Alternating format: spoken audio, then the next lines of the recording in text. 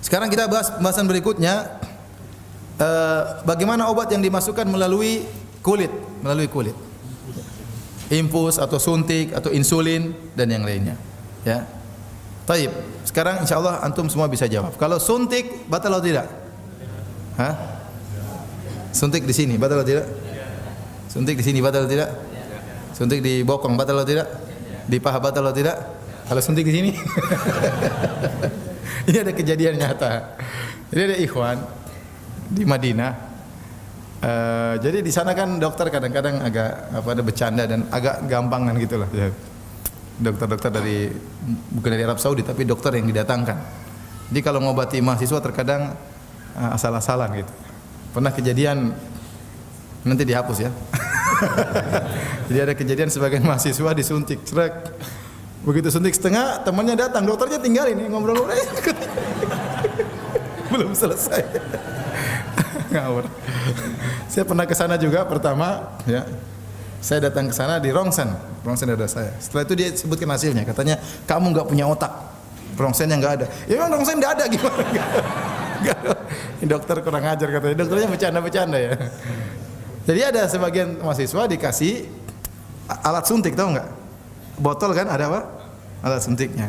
Dia nggak ngerti, dia buka, dia tumpah, dia minum.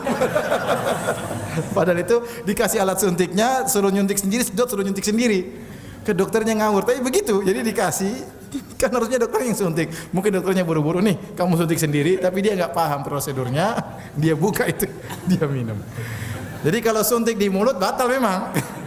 Tapi kalau suntik di sini tidak membatalkan, karena itu bukan saluran ke lambung, tapi dia langsung ke darah, Dan tidak ada kelezatan di situ, tidak ada kelezatan. Dan dia niat memang bukan untuk menguatkan, tapi untuk pengobatan. Paham? Demikian juga insulin. Insulin juga bukan untuk makanan dan minuman, tetapi dia adalah untuk obat. Oleh karena suntik insulin pendapat yang kuat tidak membatalkan apa? Puasa. Demikian juga suntik-suntik yang lain. Yang jadi khilaf kuat di kalangan para ulama adalah kalau memakai infus.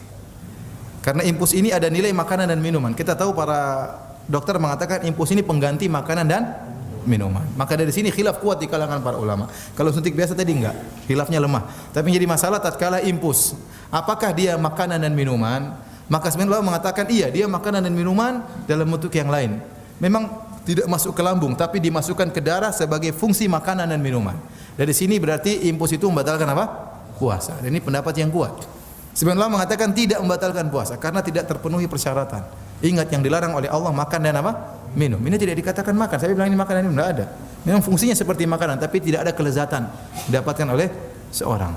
Tapi pendapat yang mengatakan membatalkan lebih kuat. Wallahu a'lam bishawab. Kenapa? Karena benar-benar fungsinya seperti makan dan minuman. Karena ini memang pengganti makanan dan minuman. Karena orang tersebut tidak bisa makan lewat. Tujuan infus memang untuk makanan dan minuman. Hanya saja orang yang sakit tidak bisa makan dengan jalur yang biasa, maka dimasukkan makanan lewat darah melalui infus. Dan ingat saya katakan tadi, di antara fungsi puasa adalah untuk mempersempit jalur aliran syaitan.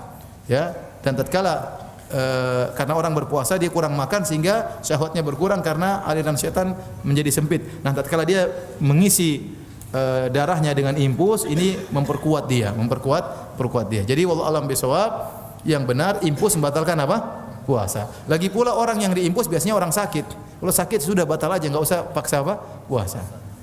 Saya ulangi, lagi pula orang yang biasa diinfus biasanya orang sakit. Apa ada orang sakit, orang sehat diinfus? Jawabannya tidak ada.